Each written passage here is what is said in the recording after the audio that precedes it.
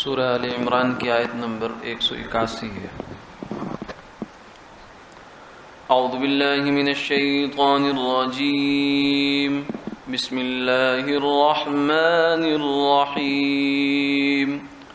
لقد سمع اللہ قول الذین قالوا ان اللہ فقیر ونحن اغنیاء سنكتب ما قالوا وقتلهم الأنبياء بغير حق ونقول ذوقوا عذاب الحريق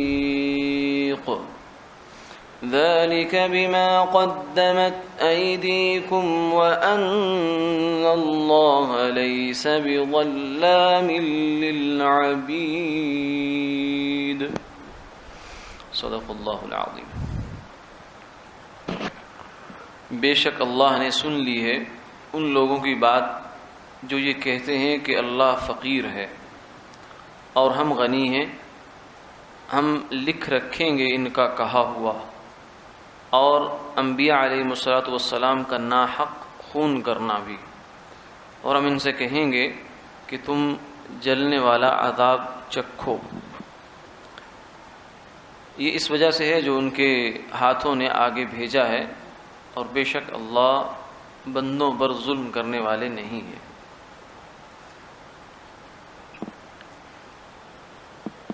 ان آیات کا پس منظر یہ ہے، مفسرین نے لکھا ہے کہ جناب نبی پاک صلی اللہ علیہ وسلم نے یہودیوں کے قبیلہ بنو قینقاع، ایک قبیلہ تھا، ان کو دعوت دی اسلام کی کہ مسلمان ہو جاؤ، اور اسلام کی جو تعلیمات ہیں ان کو بتائی کہ اللہ کی وحدانیت کا اقرار کرو، نماز پڑھو، زکوٰۃ دو، اور صدقہ و خیرات کرو، اور راہ خدا میں مال خرچ کرو۔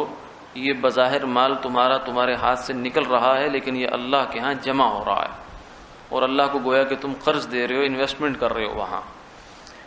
تو اسی دوران جناب سیدنا ابو بکر صدیق رضی اللہ تعالی عنہ کا یہودیوں کے ایک جو تعلیم گاہ تھی وہاں جانا ہوا۔ وہاں ایک یہودی عالم تھا، فحناس ابن عذورہ اس کا نام تھا، وہ بیٹھا وہاں، کچھ ان کو درس و تدریس کر رہا تھا، کوئی مسئلے مسائل بتا رہا تھا، ساتھ اس کے ایک اور بھی یہودی عالم تھا۔ تو سیدنا ابو بکر صدیق رضی اللہ تعالیٰ عنہ سے فرمایا کہ فحناس مسلمان ہو جا اور اللہ سے ڈر۔ کیوں؟ اس لیے کہ تجھے معلوم ہے کہ حضور صلی اللہ علیہ وسلم اللہ کے سچے پیغمبر ہیں، اور پھر اللہ کی اطاعت کر اور آپ کے دین میں داخل ہو جا۔ اور آپ نے بھی یہی بات فرمائی کہ زکوٰۃ بھی دو اور راہ خدا میں مال بھی خرچ کرو۔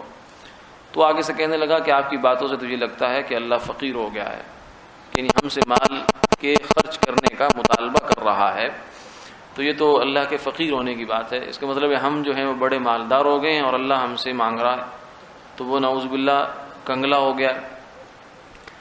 تو سیدنا ابوبکر صدیق رضی اللہ تعالیٰ عنہ کو اس اللہ تعالیٰ کی اس گستاخی کے اوپر بہت غصہ آیا، اور آپ نے اس کو ایک شدید جو ہے وہ ضرب لگائی، تھپڑ مارا، جس سے پھر وہ بیچ میں کچھ لوگ پڑا کے انہوں نے چھڑوا دیا۔ پھر آپ نے ساتھ ہی یہ کہا کہ اگر تمہارا ہمارا معاہدہ نہ ہوتا تو میں تیری گردن اتار دیتا، ابھی تو میں نے صرف اس لیے کہا ہے کہ تو جو ہے وہ ہمارا اور تمہارا معاہدہ چل رہا ہے۔ اور اس کے بعد آپ واپس آ گئے، تو وہ فحناس ابن عذورہ جو ہے وہ حضور صلی اللہ علیہ وسلم کی خدمت میں آیا اور آ کر کہنے لگا کہ ابو بکر نے مجھے مارا ہے، زیادتی کی ہے میرے ساتھ۔ سیدنا صدیق اکبر رضی اللہ تعالیٰ نے فرمایا کہ حضور معاملہ یہ ہوا ہے۔ تو وہ آگے سے صاف منکر ہو گیا، اس نے کہا کہ ایسا ہوا ہی بالکل بات ہی نہیں۔ یہودیوں کی چند بری خصلتیں تھیں جن میں سے ایک جھوٹ بھی تھا، بخل بھی ہے، یعنی جو بری بری عادتیں انسان میں ہو سکتی ہیں وہ تقریباً ان میں اعلیٰ درجے پر پائی جاتی ہیں۔ تو اب یہ ان کا بڑا آدمی ہے، اتنا بڑا، لیکن صاف مکر گیا کہ نہیں، میں نے ایسا کہا ہی نہیں۔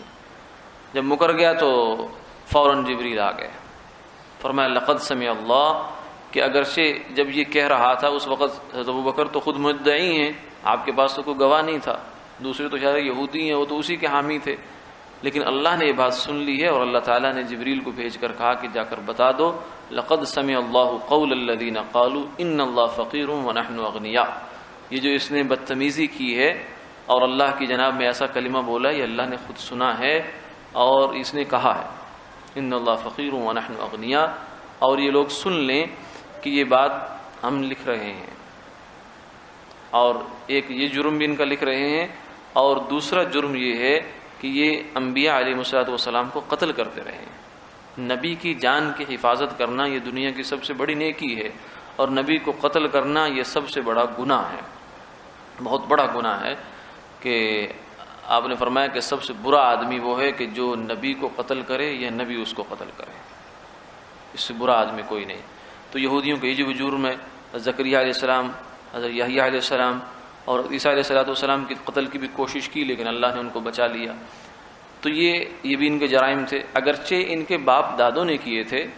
جو یہودی مدینہ منورہ میں اس وقت موجود تھے آپ کے زمانے میں، وہ اس قتل میں شریک نہیں تھے، لیکن وہ اس قتل کو ڈیفینڈ کرتے تھے اور اس کو حق سمجھتے تھے۔ تو جو بندہ جرم کو صحیح سمجھتا ہے اور اس پر راضی ہوتا ہے، وہ بھی جرم کے اندر شریک سمجھا جاتا ہے، اس کا حامی اور پشت پناہ سمجھا جاتا ہے۔ تو اس لیے ان کو بھی یہ کہہ دیا گیا کہ تم نے یہ کام کر رکھے ہیں، تمہیں اس کی سزا بھگتنی پڑے گی۔ اسی لیے کہا کہ جب آدمی کو غلط کام ہو رہا ہو تو کم سے کم اس غلط کام کو دل میں غلط سمجھنا چاہیے، ورنہ اندیشہ ہے کہ آدمی اگر اس کو صحیح سمجھے گا تو ایسا نہ ہو کہ جرم میں وہ بھی شریک ہو جائے۔ اور اس کے بعد آگے فرمایا کہ یہ اللہ تعالیٰ ان کو قیامت والے دن یہ کہیں گے کہ اب جلانے والا عذاب لو، اور یہ جو کچھ بھی ہوگا یہ اللہ کی جانب سے ظلم نہیں ہے، یہ تو ان کے اپنے کیے کی سزا ان کو ملے گی۔ یہ جو اس قسم کی گستاخی یہاں ہوئی ہے آیت مبارکہ کے اندر، اسی قسم کے کچھ بے احتیاطی کے جملے جو ہیں وہ ہمارے یہاں بھی لوگ کہہ دیا کرتے ہیں۔ جب کوئی کسی سے صدقہ زکوٰۃ مانگا جائے یا کوئی ایسی چیز مانگی جائے تو آگے سے لوگ اس طرح کے جملے کہہ دیتے ہیں۔ دارالعلوم دیوبند میں ایک بزرگ استاد ہوا کرتے تھے، مولانا یعقوب نانوتوی رحمہ اللہ تعالی، بڑے اللہ والے تھے، صاحب کشف بزرگ تھے، اور ان کو ایک دفعہ کوئی خواب میں اشارہ ہوا کہ بستی پر وبا آنے والی ہے، طاعون آنے والا ہے۔ تو انہوں نے لوگوں سے کہا کہ بھائی صدقہ کرو، صدقہ جو ہے وہ بلاؤں کو ٹالتا ہے، تو صدقہ کرو جس سے بلا ٹل جائے، کوئی اللہ تخفیف فرما دے، ورنہ حالات اچھے آنے والے نہیں ہیں، لگ ایسا رہا ہے۔ اشارہ ہو گیا۔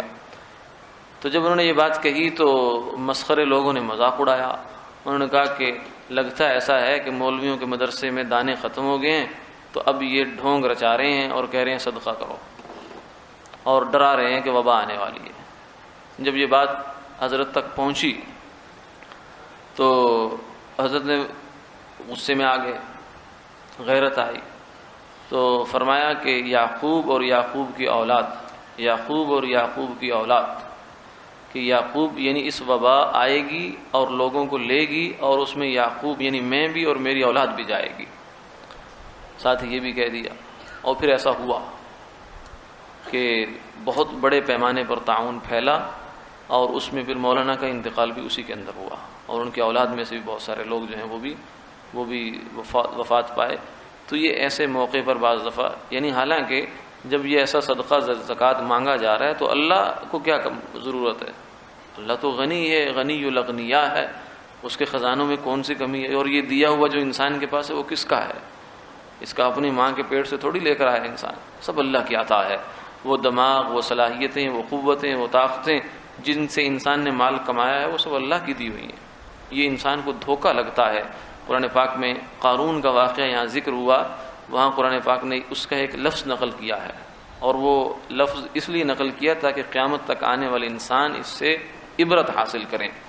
قارون نے کہا انما اوتیتہ علی علم عندی، موسیٰ علیہ السلام نے کہا نا زکوٰۃ دے، مال کی زکوٰۃ دے۔ زکوٰۃ بھی ان کے یہاں ذرا زیادہ ہوتی تھی، 1/4 حصہ زکوٰۃ بھی دینا پڑتا تھا۔ تو وہ کہنے لگا کہ زکوٰۃ کس بات کی دوں؟ اللہ کا کون سا زور لگا ہے، تمہارا کون سا زور لگا ہے؟ یہ تو میں نے اپنے ہنر سے مال کمایا ہے۔ علم کا لفظ ہے، یعنی میں نے علم حاصل کیا جس سے میں نے مال کمایا۔ تو علم کو مال کا ذریعہ یہ قارون نے پہلے بنایا ہے۔ آج بھی لوگ کہتے ہیں کہ پڑھو تاکہ تم پیسہ کماؤ۔ جو پیسے کو علم کے ساتھ مال کو جوڑا جاتا ہے، یہ سب سے پہلے قارون نے جوڑا تھا۔ انما اوتیتہ علی علم عندی، مجھے علم حاصل ہوا، اسے میں نے مال کمایا، اس میں تمہارا کون سا زور لگا؟ تو اللہ تعالیٰ نے پھر اس کو نشان عبرت بنا دیا۔ مقصد یہ ہے کہ جب بھی اللہ کی جانب سے مطالبہ ہو مال کے خرچ کرنے کا، تو یہ تو انتہائی بے وقوفی کی بات ہے کہ اب بندہ یہ سمجھے کہ اللہ کو ضرورت پڑ گئی ہوگی۔ اس کا مطلب ہے کہ اس نے اللہ کو جانا ہی نہیں ہے، یہ بیچارہ یا معذور ہے یا پھر جو ہے ہٹ دھرم اور بدماش ہے جو ایسا جملہ بول رہا ہے۔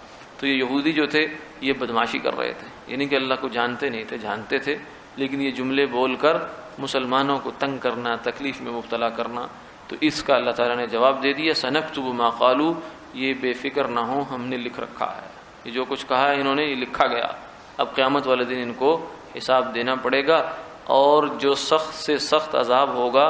تو پھر یہ نہ کہنا کہ اللہ ظلم کر رہے ہیں، نہ، ان اللہ لیس بظلام للعبید، اللہ انسان پر ظلم نہیں کرتے۔ قیامت میں یا جہنم میں جو انسان کو عذاب ہوگا وہ اس کا اپنا عمل ہی عذاب بنے گا، اس سے ہٹ کر کچھ نہیں ہوگا، اس سے زیادہ ایک ذرے کا عذاب اللہ اپنے پاس سے نہیں دیں گے، جتنا بڑا جرم اتنا بڑا عذاب۔ وآخر دعوانا الحمدللہ رب العالمین۔